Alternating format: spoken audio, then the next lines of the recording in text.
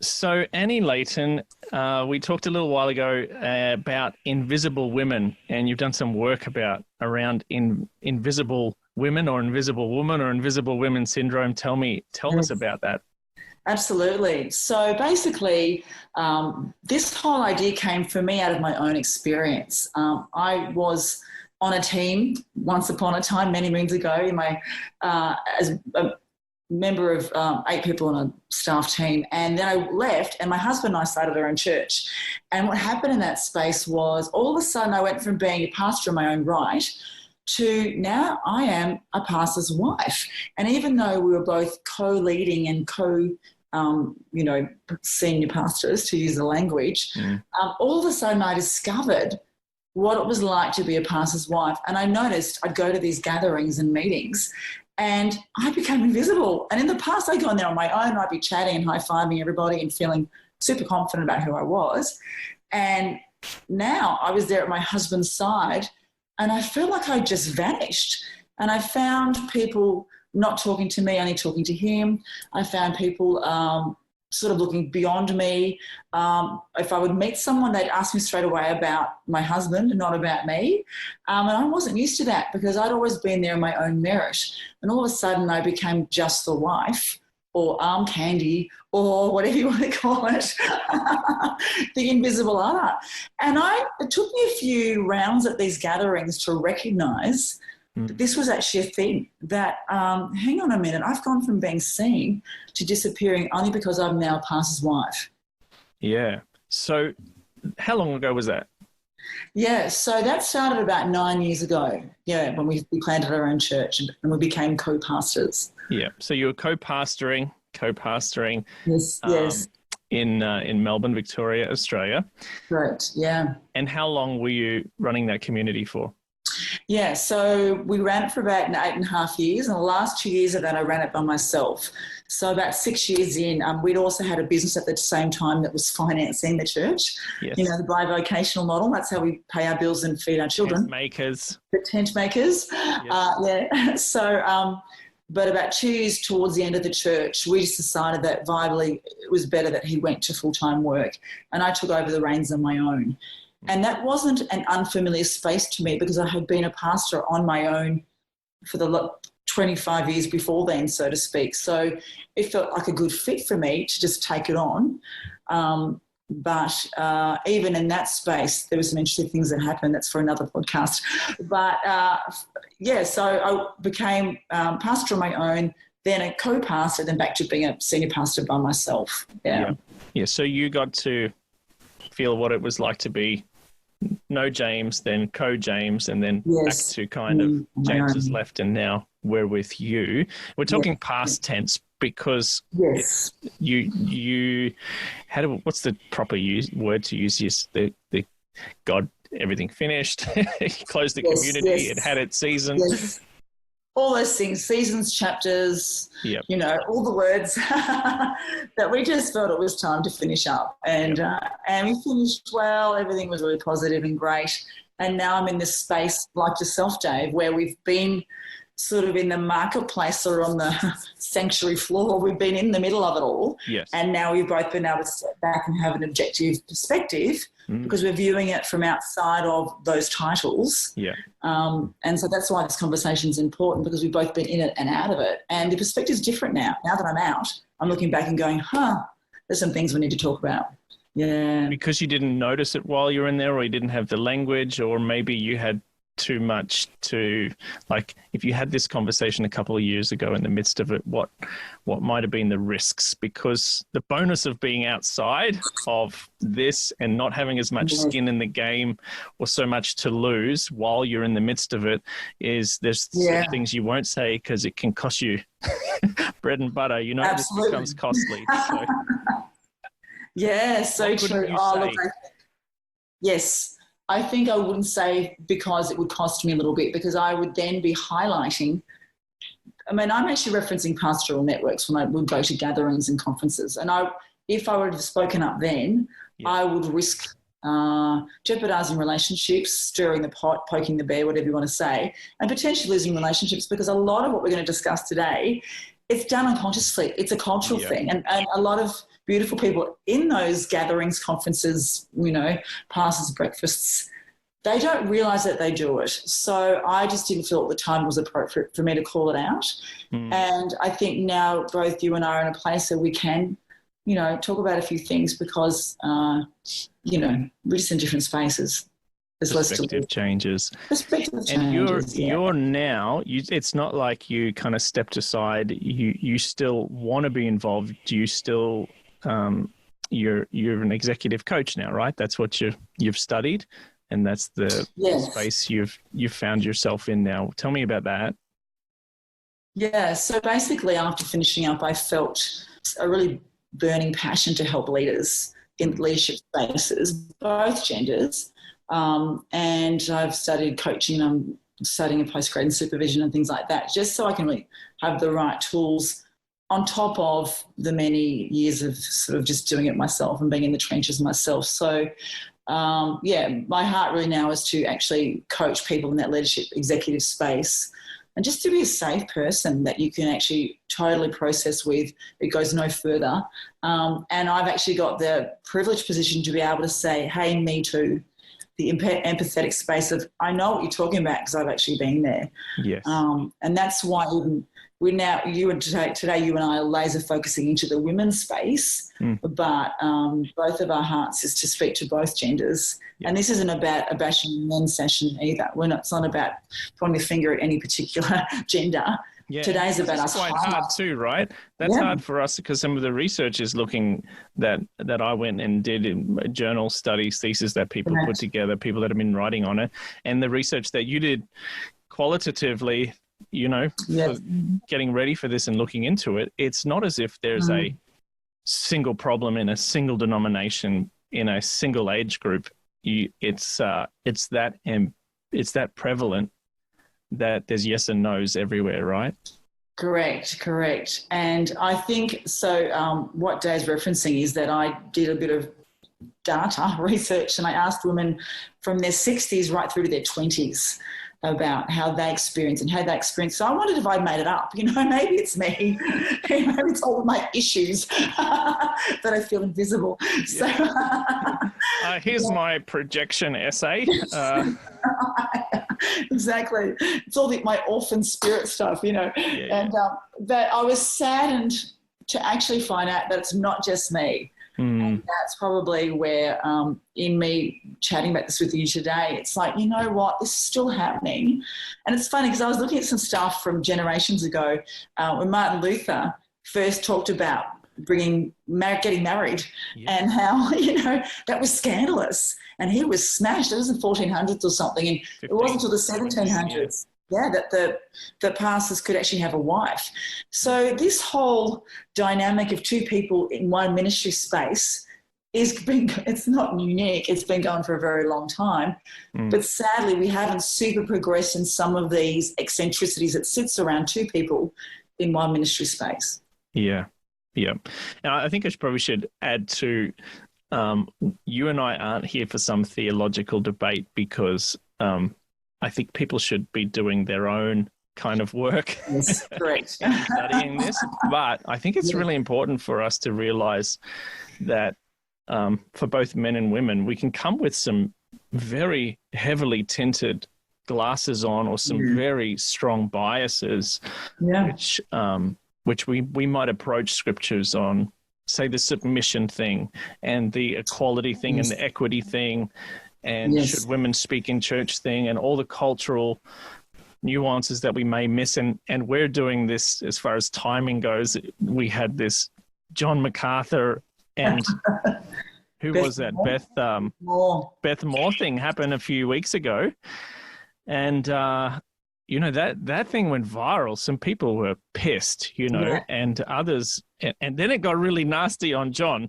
It's just it is an issue, and as soon as it kind of rears its head in anything that smells ugly, a lot of the theologians hop out. And John and Beth, bless their hearts, they're not heavy theologians. They're pastors and popular preachers, in that Baptist world, which we are so removed from in Australia, for anybody watching this in the USA, you got to understand our culture is is rather different. Yes. You speak English, but it's a different language and a different world.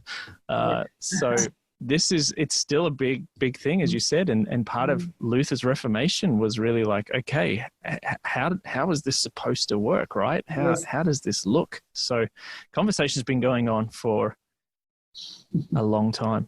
A very long time. Absolutely. Yeah. And we've got to ask ourselves in this day, I mean, particularly around what you're saying today, is why do women feel invisible? Can you tell me about some of the research, some of the findings, the good, the bad, and the ugly of that, without the detail, of course, because it was all done in privacy. But tell me about why you did that, the sort of questions you asked, and what you found. Yeah, well, I did it, as I said, to quantify that what I was bringing to the table was accurate, and I think sadly it was. I had expected the women in their 60s, 50s, and 40s to perhaps have, experienced that you're just the wife thing, which was said to a lot of them. But as I said, I was saddened to see that it went right through to young women that I interviewed in their 20s. So things that came up, millennials, Gen Zs. Gen Zs, who we would feel would have the confidence to speak up or not allow themselves to be, treated sounds like even a hard word, just to find themselves in a culture that isn't quite abreast of this issue. Yeah. And I think I was just surprised that, the women in their 60s and 50s were passionate. I did this through phone and some of it through email, and there was a lot of exclamation points and lots of chunks of text about. I know, I read some of them, they're like, hell yeah. Lots of hell yeahs, and the millennials were like all the friggin' time, so I'm like, okay. There's a lot of sentiment and emotion behind this stuff because part of the invisibility is they're not asked, right? How ironic. So someone's actually said, have you felt invisible? And the fact that I'm even asking you would indicate that, no one's ever bothered to see if you felt invisible before. So yes, they came back with very strong stories and testimonies of being treated poorly. Yeah. And a lot of it was around things like, even small things like, we get an invitation, but it's in my husband's name, yet we're both expected to go. I'm not even named on the invitation. Or my husband's asked to do something and he will say, actually, you should ask my wife. She's way better in this space, but they don't ask her. They just ask him. Yeah. Other things like someone said to one of the young millennials, from now on, you're no longer your name. You're now your partner's name. So get used to it. And she was like, how have I lost my own name in this? I'm now the partner of or the wife of or such and such's wife. Yeah. And that's what you experienced in a way, right? Yeah, absolutely. I think so. And people clamoring to speak to the husband over you. So even if they might meet you, it's like, where's your husband? And I think some of the irony of this, like James is just not that guy. Correct. He's like, hey, look at me. He'd probably be like, don't give me all, that's too much hassle, like he's not the guy that would have been after it, Not at all. And we're in fact, we're the people that sit in the back row of these things, can I just tell you, rightly or wrongly, we're all about the back row. There's a pastors gathering, you'll find James and Annie in the back row. That's it. We're having the deep conversations and just drinking lots and lots of coffee from, that's us. Like we go to these green room things and we always found that culture challenging, to be honest. That's another story. But we would go there and not sit next to the famous people. If anything, we'd sit in the other side of the room from the famous people because we just are about, vulnerable conversations, one-on-one, heart-to-heart. They talk about B2B and H2H, heart-to-heart conversations rather than business-to-business or P2P, We didn't go there to do pastor chat. We went there to do heart chat, heart-to-heart. So therefore, we didn't chase any of that celebrity space or needing to be seen. However, there are people who in their culture do look to people with a pastor badge and tend to want to know them or, in any environment. They want to. Quite often, right, that pastor's badge is attributed to the masculine. Yes, it is indeed. Yeah, that's right. And, So back to the research, we digress as we do. Yes, sorry. Tell me what else you found and discovered. What was shock to you? What was not shocking? Yeah, good point. I think I'm just going to look to my notes so I don't rip off anyone who shared some really good things. As people talked about fighting harder to be given opportunities. They felt that their partner was given opportunities straight away, but they felt as a female that they had to fight harder to be given roles. They also felt things like, they'd be asked things like, whose secretary are you when they go to a gathering? And that happened to me a lot. I was an intern pastor quite young, and in those days it was unusual to have women. I was always asked, whose PA are you? Whose secretary are you? So, like... Did you say, my own? I did. I was quite, probably slightly hoity-toity in that space, but I, with great passion delivered the fact that I was nobody's pastor. I was there on my own. Yeah. And the other interesting thing around this space, and this is... you mean no one's PA? Yeah, no one's PA. That's right. Yes, even the language, right? Yes. Yeah, I'm talking about the 80s, so let's fast forward. But one woman I interviewed, she still has that a little bit. So it's obviously, but you're right, whose PA are you? Yeah. But the other funny thing in that space, and this is pertinent to kind of, you're not invisible, but people struggle to know how to deal with you, is I found, and another friend I spoke to found that men quite often felt a little bit cautious in speaking to a woman on their own in those meetings. Yeah, okay. And it would be, like I'd start talking to a gentleman and they would drop their wife's name every 2 minutes in the conversation and get gesture like this, left hand up. Make sure you see my ring, Annie, and things like that. And I feel like saying, and here's some honesty, mate, you're not even my type, so just stop. But there's that thing that they get nervous speaking to a female that someone might ascribe an inappropriate, motivation. Yep. And that within itself, it wasn't being invisible, but it was being misunderstood or discounted, that I'm there as a pastor. I'm not there to threaten your masculinity or your marriage. Mm-hmm. And that did come up in the research as well as in my own experience. Yeah, so that was interesting.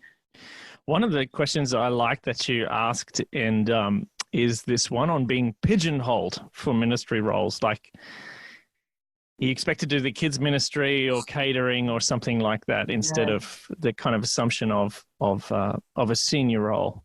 Yes, 100%. Pigeonholed, that was definitely a thing. I asked questions around catering, kids church, sort of nursery roles, pastoral care roles. Yeah. And pastors' wives felt very much that. One woman said that she felt it was a 2-for-1 deal. So you paid for the husband, but you got the wife free. And as the 2-for-1 deal, she was going to be having all the meetings at her house, doing all the catering and food, running kids' church, doing the pastoral care, doing all the counselling, and she wasn't going to get paid. And one woman shared that she once went to sort of the synod above her, the governance above her, and said, hey, listen, is there any chance I could also be paid? Because this is what I'm doing. And she listed the 20 roles. Yes. And they were like, no, not at all. No, your husband is the one who's paid. You're expected to do that for free. And she just felt the devaluing of her, the lack of recognition. But she also felt used because, I don't know that would happen so much today, but there is still an expectation as the pastor's wife is that you do all the labour-intensive things and all the nurturing things, and also you're making sure that you're looking after your husband at the same time. That's another space too. Yeah. So interesting. It is interesting. I'm thinking of one of my favourite commentators on kind of this space is not a new voice. Dorothy Sayers was one of the first women kind of to allow to be great, she graduated from Oxford, but was amongst the first women to kind of really go through graduation. She wrote novels. She was friends with C.S. Lewis. So, she wrote this, I think, in the 30s or 40s. Right. She said, in reaction to the age-old slogan, so she's already saying this age-old slogan, a woman is the weaker vessel, or still more offensive, the woman is a divine creature. We have, I think, allowed ourselves to drift into asserting that a woman is as good as a man without always pushing to think what exactly we mean by this. So here's this language thing, right? Yeah. What, she said, I feel we ought to mean is something so obvious that it's apt to escape attention altogether. And that is that a woman is just as much an ordinary human being as a man with the same individual preferences, with just as much right to the tastes and preferences of individuals. What is repugnant to every human being is to be reckoned always as a member of a class and not as an individual person. She wrote that in a book, in an essay called "Are Women Human?" Yeah. What goes through your mind when you hear that there's this whole, I mean, here's this thing too. They're like, well, that's the man's job, or I think maybe, I know we're moving forward a little bit here, but language is so important, right? That it is. Is pastoral, are we talking about things that have been feminized or masculinized? I don't even know if that's the word. Well, when really we need to come back to the essence of what it means to be human. Because I think from a faith perspective, I think from a gospel perspective, that Jesus came to reveal to us a new way of being human in everything that he did, and the countercultural, subversive way that he treated everyone from kings to lepers, men and women, Jew and Gentile, everything. It was incredibly human above all. Yes, absolutely. And I think, yes, it's remiss for us to go either way and swing wrongly.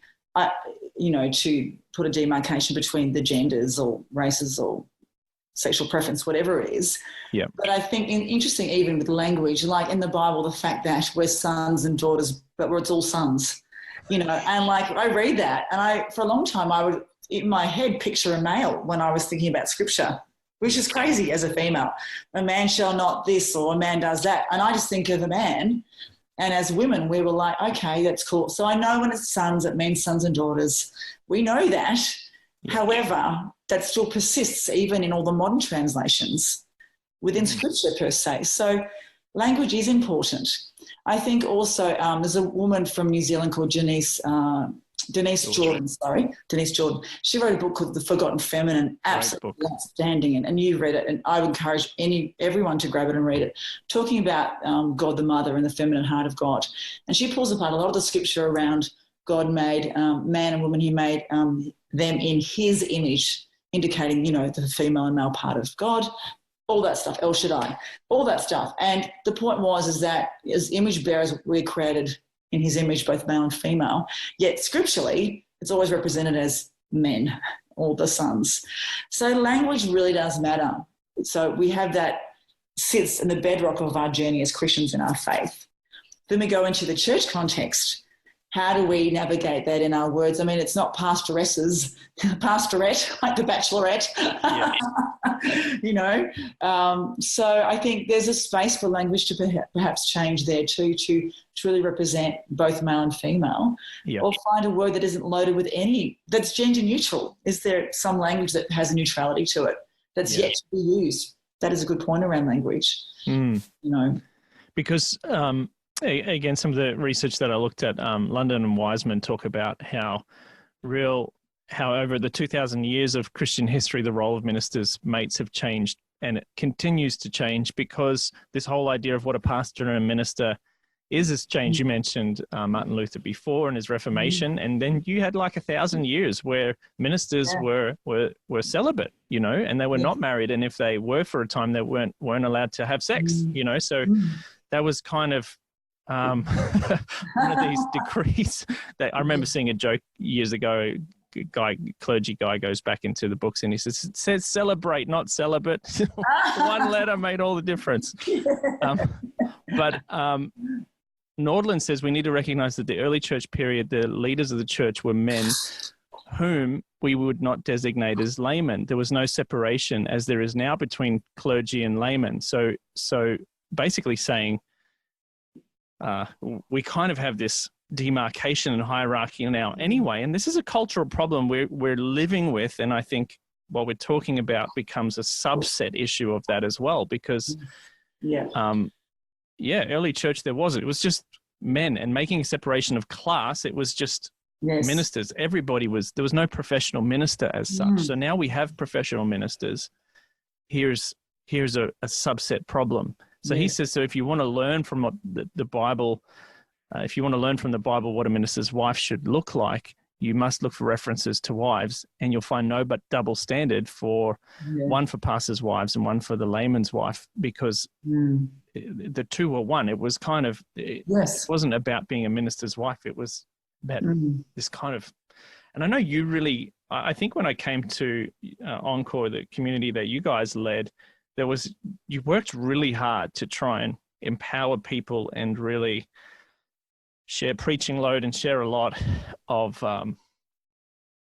really try and bring in, hey, you're all ministers. And we'll say that from the pulpit, and yet there's still professional leadership roles. And because that has to happen as well. I know in the book of Acts, they argue about who's going to lead the money, who's going to set the tables, who's going to feed the orphans, who's going to preach. So there's always going to be a designation of roles, but we have this hierarchy.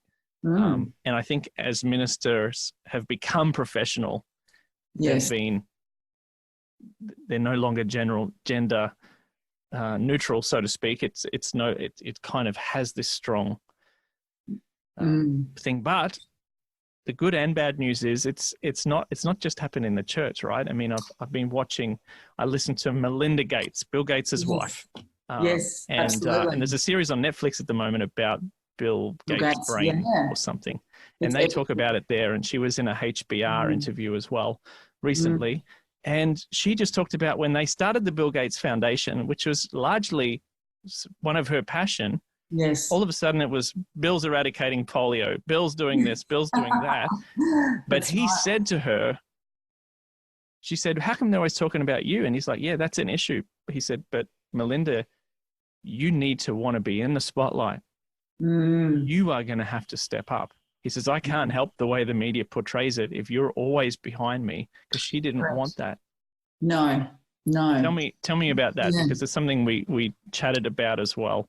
Yes, absolutely. I think that there is hope that it's not all bad, because ultimately in that story, I listened to that as well. Melinda Gates got in Bill's face and said, firstly, I don't want to be invisible. You maybe don't realise this, honey, but I am being treated as such. What can we do about that? And he said to her, it starts with you. And I think for me, in my journey as a female pastor, it came back to it starts with me as well. I had to look at, was I being a victim? Was I sitting in that little martyr space of, oh, I'm invisible again, poor me, go and sit in the corner? Or was I actually going to lead into this space and change stereotypes? And thankfully I chose the latter. And it started with things like, firstly with my husband saying, hey, James, you probably don't even realise, because you're having great chats at these things, but I'm invisible. And I would like you to actually put me forward. So if I'm standing with you in a group and we're chatting and you can see that no one's even looking at me, let alone asking me a question, I'm commissioning you to actually bring me into the conversation. So that was the first thing I did is I actually went, rather than being a martyr and a victim, I guess began to raise this and educate my husband in that space and say, firstly, babe, I need you to help me here. As much as in those conversations myself, I had to also back for myself. So like even on this weekend just gone, I was at a function and someone asked me a question and we were talking about interesting things and it turned to ask me something. And the first thing they asked me was about, so you've got kids. And I thought, wow, there were so many things you could have asked me. Yes, I do have them and I love them, but I'm doing so many interesting things right now. But the only thing you've asked me is about having kids. And that's fine. His wife is a stay-at-home mum, which is fantastic. And that's kind of his paradigm and that's okay. And again, I've had those seasons. So it's nothing about that. It's more like I have a space where I have to then come back with, I do have kids, but you know what? I'm doing some interesting things that I think you'd be really interested to hear about. Can I share with you what I've been up to apart from raising 3 amazing kids? So again, I lean into that space and rather than being grumpy that all he did was ask me about the kids, is acknowledge it. But instead I flipped that around and I went, yeah, I do. However, I think you'd be interested to hear what I'm also doing. So part of that is educating those I'm chatting with as well as my husband, the men that I speak with, and also educating my son. I've got a son. He's 21. He's about to start law next year. He's very involved in politics. He works for a local MP. He's in this space that could perhaps be seen as misogynistic, whatever you believe in politics. I'm in his space all the time about that bit. So I'm educating the next generation as well about, hey, listen, what are you doing to promote women, bring women in, even in conversations? Can you bring women forward who's in a conversation with you too? So I'm educating both the husbands, the sons, the other men, and leaders above. And it's important to be able to go to our leaders above us, your senior, if it's not your husband or it's a board, and bring it up. Hey, guys, you probably don't realise, but I feel invisible in these circumstances. How do we as a church change that culture? But, so I think education is massive for us, and language as well. And also something else as part of education is we have to actually bat for other women too. I think... What does that look like? So Sheryl Sandberg talks about this in her book, Leaning. It's brilliant. Sheryl Sandberg is... Well, she was the CEO of... what was it? Facebook. Culture HR and Facebook. Yeah, all that stuff. I'm not 100% what she's doing now, but she has been, digital marketing and media for many, many years. Yeah, and she wrote a book called Lean In, and she actually runs these groups, Lean In groups, where women get together in triplets, corporate women meet weekly all around the world to talk about how they're wrestling being seen as invisible amongst other things, which is very interesting. So that she talks about things, just sometimes women don't always back women either, because we're so excited we get noticed that sometimes we can let another sister hang out to dry, because if we fight for her, it might jeopardise our security. And that's important that in any environment that we also bat for our sisters. So if I'm in a conversation and I feel like a sister's getting ignored, I will promote her. I'll be like, hey, John, love what you're saying. My friend, Jane, whatever names, has got a great thoughts around this area. Jane, why don't you share what you know about that? So I also promote other sisters as well as, promoting myself, that we have got equal value and quality to add in that particular conversation. Some of the things I've been doing. Yeah. And in some way, Annie, you feel that it's if change was to, as to encourage change, yes, to foster change, you have to be aware of your language. Yeah, you do. Women have to be promoting one another. Yes, yeah. If they want it, of course. Yes, true. But it does have to start with us. I think if I helicopter up what I've just said, the overarching theme in that is ultimately this does have to start with us. And I think women have said they felt disempowered. They couldn't bring change in that space. Yeah. I can't go to my boss and say, no one sees me. You feel like you're being a tantruming child. Yeah. But you know what, as you change your attitude and get braver in that space and go, you know what, I can start by backing myself, because we don't back ourselves. And when we are in strong conversations, quite often we stay silent. We hesitate to cut in or break in.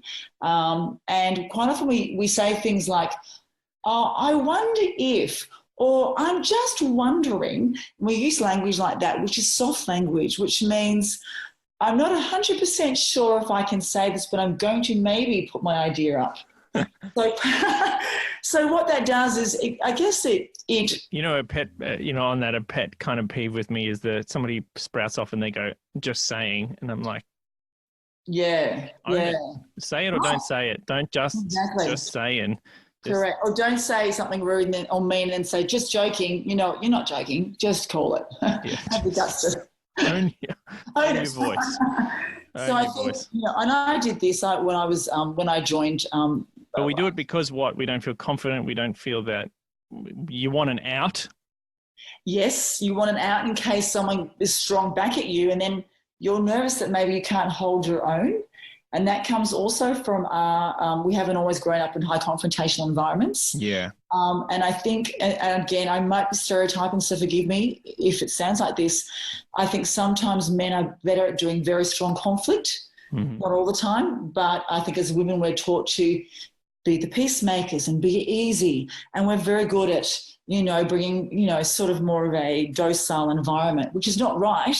So we're not always able to hold our own in strong face-to-face confrontation. And on a boardroom table or even on a pastor's table, we looked at, I was 2 or 3 jobs ago, I met on a weekly passes table with 4 men and 4 women. And it was actually my issue because these men were brilliant. I did not feel denigrated or not seen, but I felt nervous that if I brought an idea forward, I perhaps couldn't have held my own with a very strong male. Yeah. If I perhaps said, actually, Annie, I don't agree with that. So yes, part of it was giving me an out to say, I wonder, or could it be, or I'm just thinking, but it doesn't actually establish me as a strong woman in her own right. Yeah. So better language is, I strongly feel that, and I would bring my idea forward like that. Mm. You know, I'm quite resolved in this idea. Or just using different language when I present my ideas in those environments also establishes me as that I'm actually not the weaker sex here. I'm well and truly on par with everybody here at this table, and I'm not looking for an out. I'm going to back what I'm going to say because I believe what I'm saying is right. Yeah, absolutely. Agreed. I think, to borrow some of Dorothy Sayers' sentiment, it's this: you have to own your humanity. Say that I'm on equal footing here, as another human with a voice, right or wrong, but here's what I'm bringing to the table in that as well. That's right. It's important. So, and just to correct, I want to add a caveat to that too. We don't have to match men in their masculinity. It's not what I'm saying either. So no one throw stones at me. I think what we do is we need to be 100% ourselves. Yep. But when you're at home sharing an opinion with your husband, or when you're at home sharing an opinion with your bestie, with your kids, you're fully yourself. You fully back your opinion, right? Yeah. So can you take that woman that you're at home and put her in the pastors meeting, or in the boardroom, or at the pastors table, or when you're in your office with your boss and you're wanting to say, hey, I've got something to say. Can we take that same confident woman to those spaces? Now, if you're coaching somebody in that, I suspect it would be like, you're going to test this out. This is going to feel foreign. Yes. What would you be saying? So let's say somebody's listening, watching, they're totally like, that's exactly what I'm saying. And I mean that not in my, that's not a girl voice. That's like, that's my exclamation. An excited voice. That's what I'm saying. Yeah, so, that's what I'm trying to say. And how would you coach them? They're like, well, how do I do that? Yeah. Well, I think probably I'd start with, who are they when they're 100% themselves? Because that is who they need to bring to that space. Yeah. So I would probably start by actually getting to explore who they are. And then, okay, so if, Jane, if you are normally a ballsy woman, how can you be a ballsy woman in that space? What are some of the things that you can do to feel confident to act in those particular ways? But if Kate, you're an introverted woman, who is Kate 100% introverted in that space? And what would you feel comfortable, to do, bring that forward? So we workshop around communication, obviously tools and things like that. But so much of it comes back to when you walk into that room, that you step into that room, and almost as you step in, you step into your confident, bravest self. Yeah. You don't step in with an expectation that you're going to be not seen, that you're going to be ignored. Because that, once you have that mindset, it's all over, Red Rover. You can't go expecting to be dismissed, because you know what? You will be. Yeah, you're seeing in Melinda Gates, right? One of the world's richest people, one of the world's, they're both incredibly clever and smart in their own right, and she's not seen. No, which is hilarious. Yeah, well, Sheryl Sandberg talked about in her book, Leaning, that she'll go to a workshop and the facilitator will say, all right, we're not going to take any questions at the end of this workshop because I've got to catch a plane. And everyone nods their head, right? No questions. The facilitator finishes the workshop, 5 men put their hands up and ask questions, and no women do. Because the men are like, yeah, we heard that, but we want to ask something. Whereas the women, they obey the rules, and they don't, because they honour the fact that person's got to catch a plane. It's not an interesting dynamic, So what would happen if we honoured the plane trip but still went, you know what, I know you've got to go, but I've got one question. No, could we do that? And if we don't, why don't we? So it's definitely about confidence and owning that, backing yourself space, I think. That reminds me of some a bit of a digression, but in a similar vein. Within organizational leadership and the study of those things, we look at people like Bill George talked about being an authentic leader and being yourself, be yourself. Yes. people like Hermione Ibarra and Goffey and Jones, these kind of gurus and critiques in that kind of area, sort of says, well, being yourself, which self? Which self should I be? Yes. Goffey and Jones said, be yourself more skillfully. They just said, if you just add 2 words, don't finish at be yourself more, but be yourself more skillfully. Good leaders, authentic leaders know deep in the core who they are, and yet they're able to go, all right, what does this audience need right now? Somebody that's self-aware, has good emotional intelligence, can put on any coat and any jacket for that audience. So do I need to be strong and assertive in this meeting? Well, I can be. I know I can, because I put that one on at home when I tell the kids, just I don't care what you put on your feet, put something on your feet and get in the car. You're like, we know how to put that on. Sure do. My wife does it. We know how to do that. We do. Yet, and that is a self. Can you bring that self to the boardroom? Well, maybe you can, and maybe you should. So but the question is skillfully, and some of the great suggestions is you should try it on. I think about, like, you look at Joseph in the Bible, tries on a coat, tries on, he's always changing his garb. He's in a prison, he's in Pharaoh's house, he's in Potiphar's house. He's like, a senator or prime minister. He would have been in Egyptian garb. He tries that on. He's willing to change, but he still stays authentically himself. You see, though, like David goes to fight Goliath, Saul pulls the armor on him, and he's like, this doesn't really fit me. At least he's tried it on. It's not like, no, I don't wear that. I'm a shepherd. That is not like me. No, that's called rigidity. We need to be able to, I think, this is a leadership lesson for everybody, is be able to have, if you want to use Susan David's term, emotional agility, but more than that, a sense of authentic. I'm going to be myself more skillfully, and do I need to change my skills? How do I take responsibility for that? And I'd say the same to pastors and leaders who are, and I meet them, young pastors and leaders who may have taken over organizations, churches, where it's kind of been the boys' club, and they're deeply aware that, why are there no women on leadership here? What's going on? And you need to be able to have those discussions. I think you need to be able to point them out. I think it just needs to concern you, not to say we definitely need more women on the board, but the question is, what sort of people do we need on this board? They may happen to be women. So I don't think, as Dorothy Sayers says, let's talk about it from a humanity perspective, not a class and gender perspective. Who are the best kind of humans to have in this organization, in these positions, and just hold it at the deepest core of an included, reconciled humanity, and let that aesthetic, or what that looks like, be what it is, regardless of whether it's male or female, bond or free, black or white, whatever we kind of want to frame that up as. But you do have to push against the norm, and you're going to have some resistance. You just got to expect it. And if there's no resistance, you probably aren't pushing hard enough, or you should have made the changes a long time ago. I agree. Yeah. And my statement sounds harsh, but in some ways we accidentally do enable this a little bit. I think so. So, I can see in my own life, I totally enabled this. So there's no judgment on anybody who struggles to speak up, or has a go and fails, or in that last minute, just backs out, puts the reverse lights on and, gets out of there. Because it's a practice thing, and you do have hits and misses. And sometimes, like any new skill, the pendulum swings severely the other way. Yeah, I've done that. Yeah, you get too strident, and nobody wants a strident woman in their face, right? Or strident any person, or any person, male or female. I don't think it's becoming of humans, really, to have this.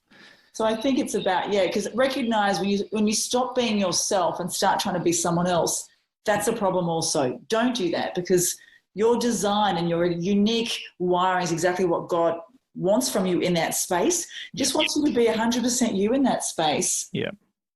Backing yourself. And I think this is where some of the inner work, some things that I used to work with people on, and the space you move people into now, is learning who their authentic self is, and then being able to put on any code at any time for what's needed and what's necessary as leaders, in their own right, within organizations, right? That it's, you got to know who you are. If you don't, you're going to be, really know who you are. Spend the time, spend the years, walk with a great Daniel Goleman's, the guru, emotional intelligence guru on this, really pushes hard on, you've got to have self-awareness, and all the emerging research study stuff you're learning at university today in this area is we need leaders who are more human. Yes. You know, male or female. The idea is, know your humanity, know your core values, know what you stand for, know what you don't, know what deeply matters to you, live an integrated life. Yes. Be yourself more skillfully, continually learn and grow, try different things. Yeah. It's super important. I reckon we should wrap things up with kind of a final question here. We've gone for an hour. I told you it would go quick. Oh, gosh, I thought it was about 20 minutes in. It does. Yes. Where do we go from here? It's a question that anyone watching or listening, I'm keen to know. We're both keen to know. Yeah. What you think a way forward is, what some of the big problems and some of the big questions are. I think, we need to be asking more intelligent questions, perpetual questions in this area. What are your thoughts on that as well, Annie? I think so. I think just to use your metaphor of Bible characters putting things on, we read that God put Gideon on like a glove. And I think sometimes if we can realize that Holy Spirit, God in us, Emmanuel, if we can adapt that we are 100% ourselves, fully with God, if we realize that when we step into the situations, you know what, I'm going in and God is fully in me. Yeah. I'm the Gideon, God is fully in me. That's where the confidence comes from, to be doing all the self-work. But if we approach those potentially scary moments where we have to lean in, to remember that, Holy Spirit in us is greater. And when we are fully immersed in that, we'll have the confidence to be fully ourselves as well. So I think attitude and mindset is really, really key. Yeah. I think also discernment is a big one, picking your battles, all that stuff's pretty key as well. There's some battles aren't worth fighting. So maybe the questions are, is this battle in this situation right now the right battle to fight? I mean in the minutiae, like someone walks past you and shakes your husband's hand, doesn't look you in the face. There is a moment of like, is this a battle worth fighting right now? Yeah. Or are you just a dick that's not going to change?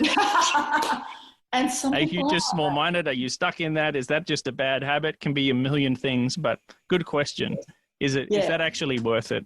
Is it worth it? Is it me trying to make a point here, chase that man or woman's attention? Because it could be a woman who's gone and who's a strong woman in ministry organization and goes straight to shake the man's hand. Oh, absolutely. Absolutely. You can't make the assumption that it's just male leaders who only shake men's hands. It's across the board. No, 100%. I think absolutely. I think it doesn't matter who's coming towards you. If you're sensing that you're not being seen. So great question is this a battle worth fighting? And then I think also I do tend to go back to God. Is this my stuff? Or is this legitimately the issue of not being seen? Yeah, good. Because sometimes, we get these senses about things. It's actually it's our junk. So I always check in on that stuff too. Like, am I just is this a pattern? Yeah, hang on. At every crime scene, there's a common denominator. It's me. Maybe it's me. Maybe it's me. It could be a crime scene investigation. What's the common metric here every time this happens?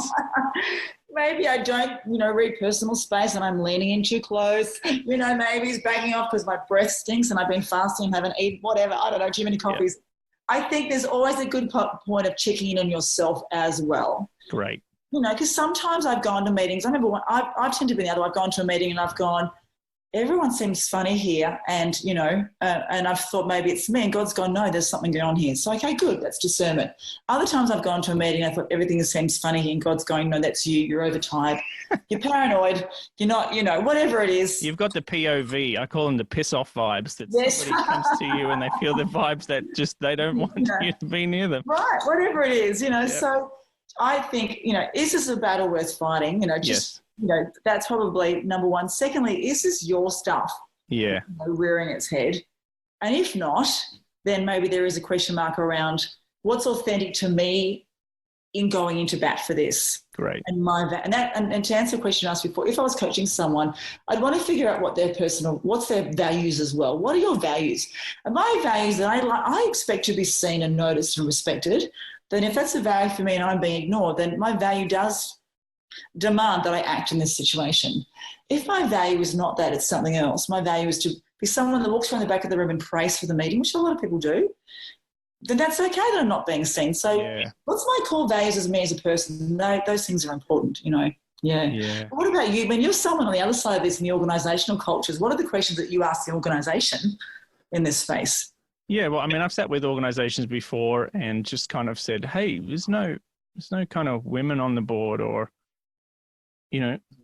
is there a reason? I'm looking for kind of a response to go, oh, yeah, we've asked some, or just doesn't work. Sometimes very practical and pragmatic. Sometimes it's seasonal. Sometimes it is theological, and then that is what it is. I think I'm going to say this: if women find themselves in a church which has a very strong kind of theological bent to women taking a particular place within the church and the home, etc., I'm going to suspect generally, by and large, that you being part of that and your husband being okay with that you actually don't want a voice at the board either. Mm-hmm. And so the answer is simple. We don't, because we don't, Mm-hmm. That's just the culture has informed that this is the way boardrooms, leadership, etc. looks like. So the big question is like, are the right people in the right positions? Mm-hmm. Are you shortchanging yourself or not representing over half your congregation? Let's remember, most churches are predominantly female. Yeah. So not to have that is there. I mean, there are some different, in my research in sort of prepping for this, I found some interesting things, and I might be wrong, but I couldn't find, and people had made commentary on this, I couldn't find a single large church in the world, in the Western world at least, America, Australia, New Zealand, that had a woman as a senior leader at the helm. So there's not. Any big mega church always has a man at the helm. Yeah. And, we look at things in Australia like Hillsong. Bobby's very upfront. Donna Crouch is very upfront. So they have a strong female.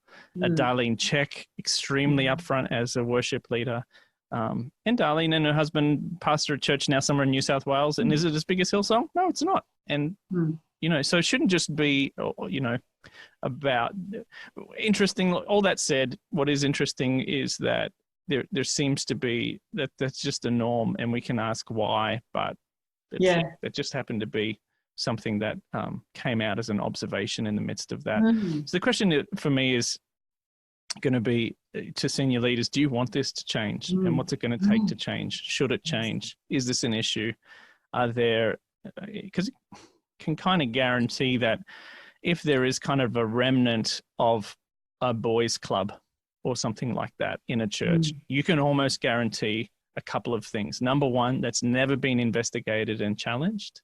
Number two, you have just really insecure men at the helm that only know how to do this with men, because what I've noticed is that, secure men, secure in who they are, secure in their faith, can even secure in their relationship with their wives, if they're married, can lead anybody.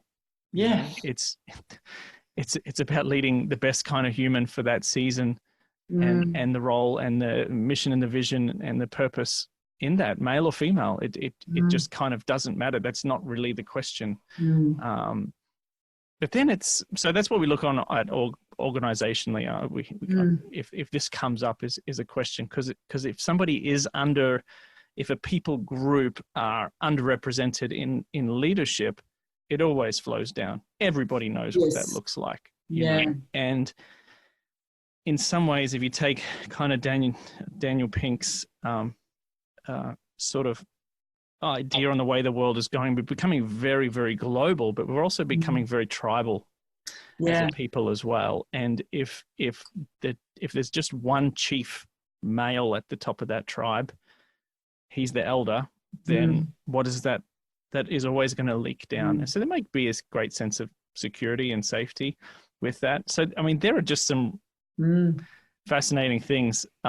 Could a woman, I think it'd be great with the day that comes when in Pentecostal evangelical circles, and I know there's people like, what's her name? The American lady had like lots of...